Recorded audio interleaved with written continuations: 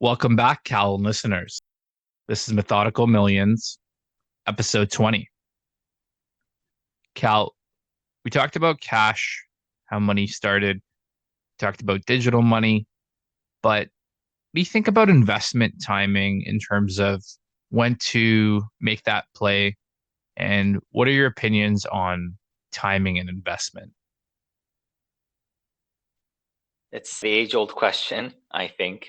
When something just starts booming, let's say when either a certain stock starts skyrocketing in value, like we talked about last week, cryptocurrency starts booming, or real estate, or whatever the case might be, one would think, I should have bought it when I could have. I thought of buying it and all that. But it's very hard to tell exactly when that happens, which is why I think general good piece of advice is if you've done your research and you actually truly believe that what you want to invest in has actual future, then you just should step in and put cash aside, for example, to invest towards that thing. Timing itself can be difficult. For example, as the time of this recording, Bitcoin went from around $9,000 per Bitcoin to, at the time of close of Friday, was around 11,500 or so. So that's a good chunk, over 25% jump in a matter of a week, which is very, very healthy.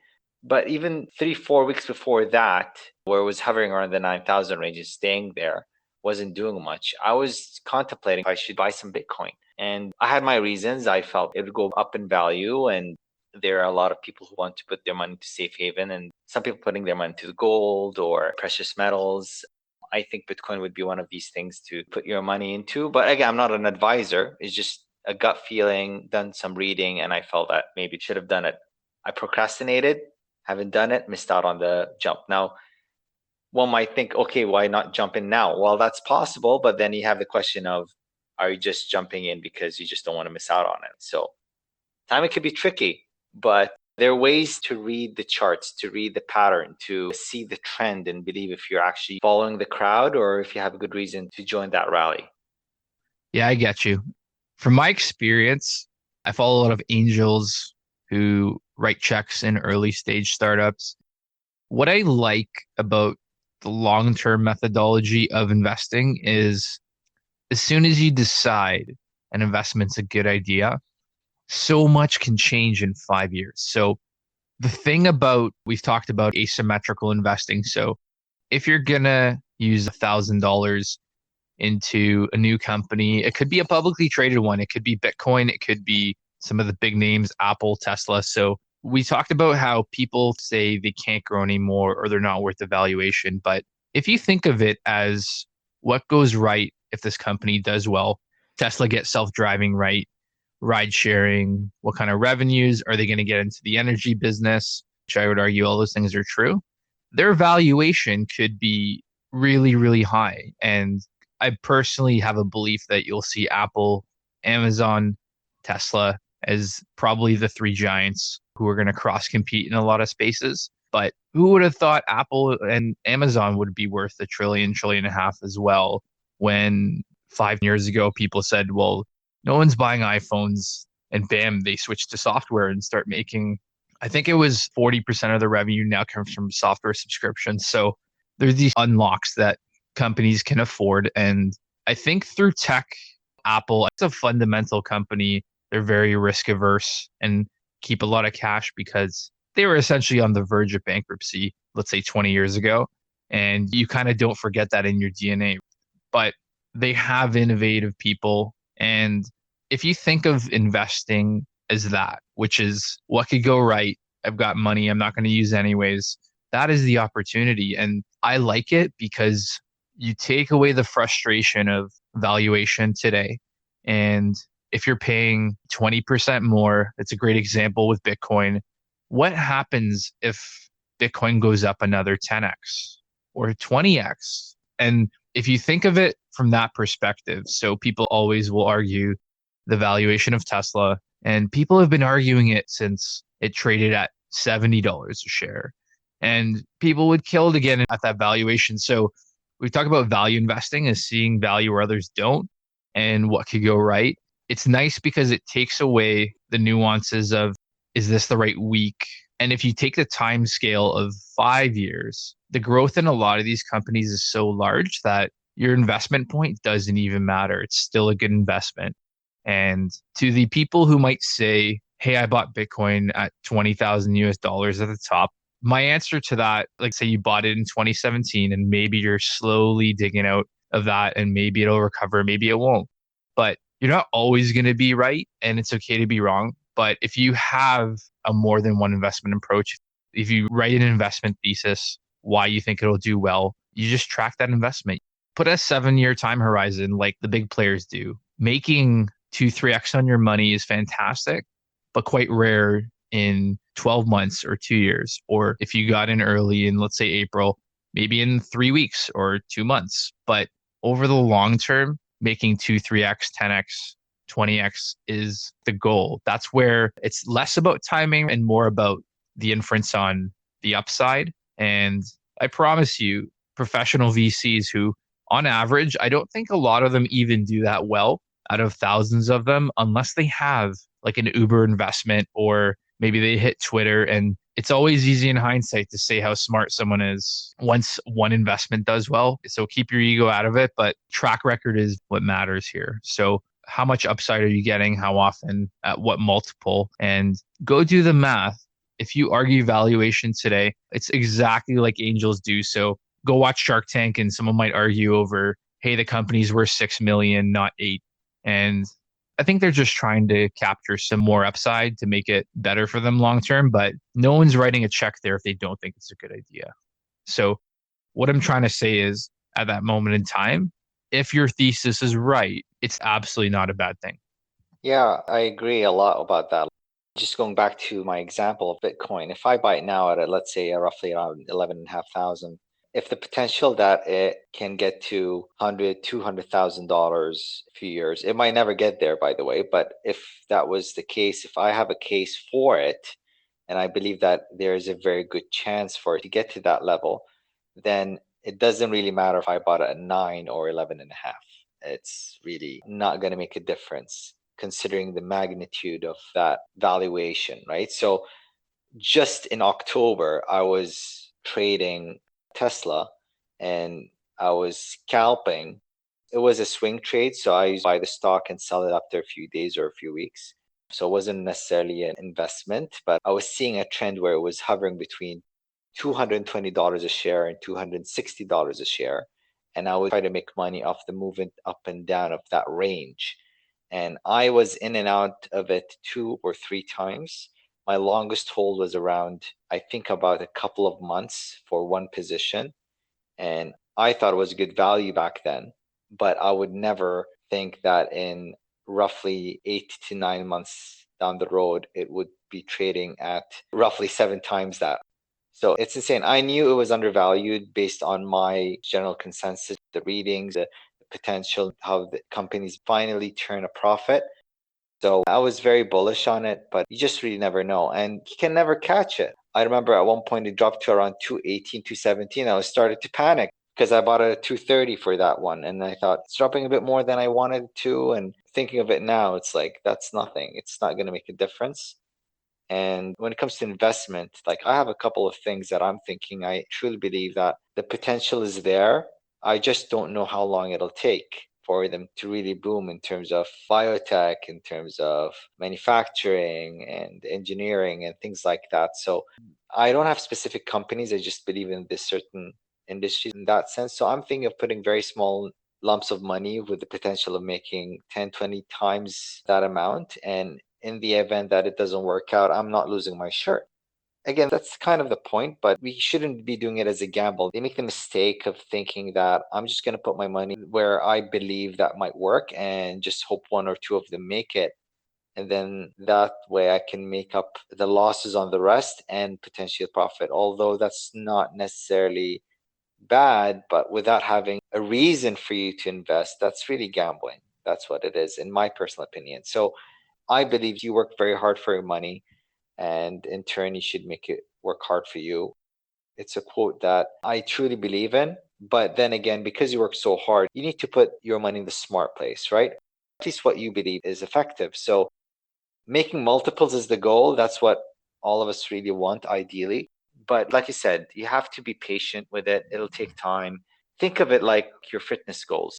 A lot of us would gain weight most of the time during the winter, and then come April and I think, okay, I got 3 months. I want to be in shape for the beach. So you think you're going to undo years of weight gains in 3 months just to get to your ideal beach body. Now, is it impossible? No, but realistically, it's not going to happen in that short time frame. So what makes you think that you're going to get rich overnight? And even though that can happen, it's very, very unlikely. And sometimes if the money comes in too easily because you haven't learned how to manage the risk or strategize your money in terms of once you get to that point, do your profit taking, how to distribute the rest of your returns into other investment vehicles or other assets.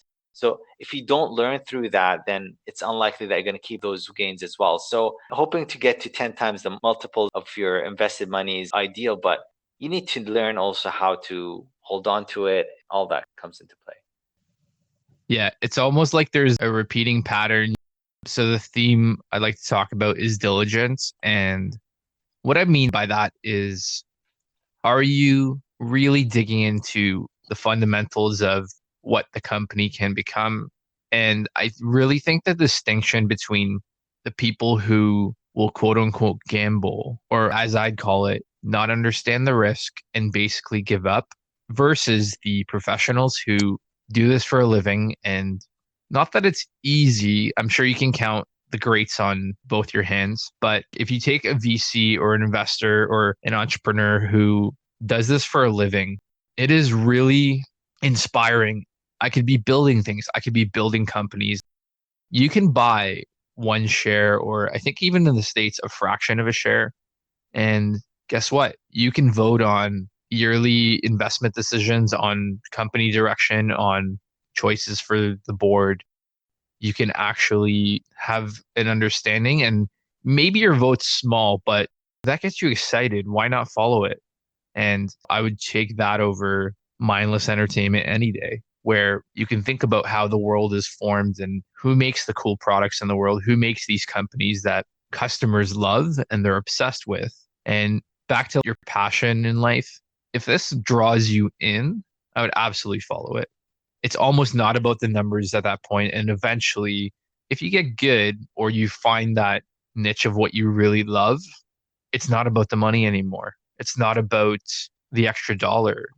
You really do find a purpose. So I think this is what it's all about, which is, do you know what your purpose is? And if you don't, go make some money and find out what that is. And again, it's fuel. It's not for the sake of it on its own, but you should be empowered to go out and learn, go out and try things. And there's that line of what's stopping you. And if you have that creative space, as we said, where you can actually foster this learning and growth, there's really nothing holding you back from making those investments, from following these companies. And I really think the value you get, we've talked about buying your education with tuition in the market, but let's say you put $1,000 in a company you didn't know much about. My advice would be to follow that company closely. Every dollar counts. So pretend it's $1 million. You're going to learn so much that just by parking your money there, and even if you make a return that's not, I don't know, 10, 20x, the value you get from learning is so high that it almost doesn't even matter. And you're going to use that in your toolkit to go learn about the next company, to maybe get involved. Or maybe you got a friend who wants to start something and now you've got a cool insight about an industry or about how someone solved a problem. I know from what I follow, I learned so much about running a company that to me, it's better than any business school. And it really pushes me along to give it a shot myself and to dabble in these things. There's that ancient proverb, the best time to plant a tree is 20 years ago. The second best time to plant a tree is today, which means anytime's a good time. And it's still very valid to start growing the seeds today, because a lot can really change. Your life will look so different in 5 years, and you might not see the financial returns right away, but you will be a different person. You'll be involved in a lot of cool things, and it will change your life. We haven't scripted this. I just wanted to say that I can't agree with you any more than this. It's absolutely true. The fact that when I first started putting my money into the companies that I thought were valuable or had the potential, it drove me to read more about them. I consider myself a partner now as a contributor, even if it was a small share of a company, right? So I would just read more. I would understand their financials more. I would understand their business model, their plans, what they're doing, how people are reacting to their progress, and all of that. So it opened my eyes to a lot of other things that I didn't even think of. It's just knowledge upon knowledge upon knowledge that I've accumulated, and none of it was done through school. When you study in business, finance, mathematics, whatever the case might be, it's usually different when it is to real life because it's not applied.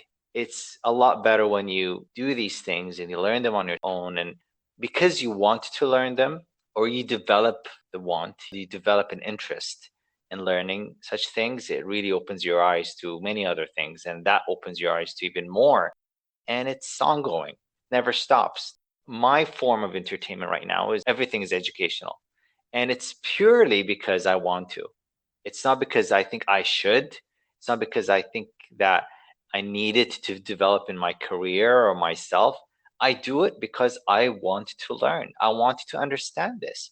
And what happens is I read a book and then I watch some videos and then I read a blog and an article and come across a term that I don't know what it is and I look it up and that opens a whole new world of other things that I didn't even know were there. And it's beautiful. And with that, it'll help you develop to know, understand those companies better, and hopefully understand that there is value. Maybe I should put my money into this certain company or in this certain commodity or in this certain metal or into real estate or into a business of my own.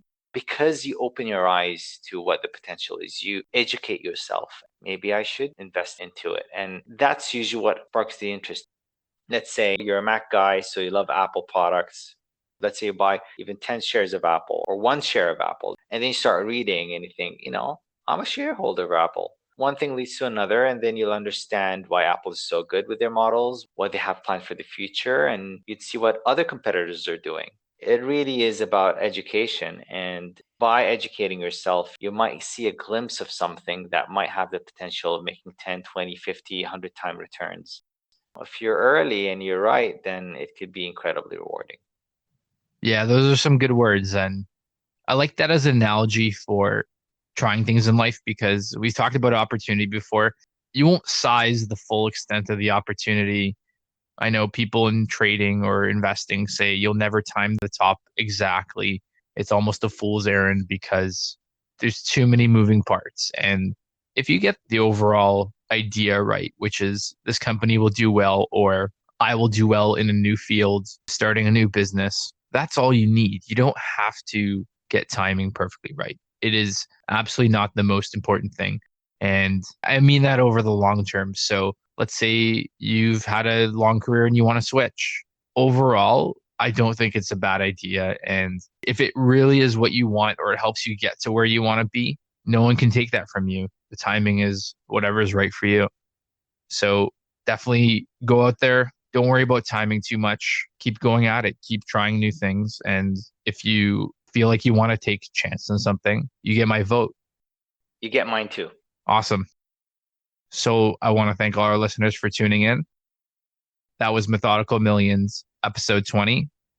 If you want to follow future episodes, you can find us at methodicalmillions.com and info@methodicalmillions.com for episode feedback. Thanks, everyone.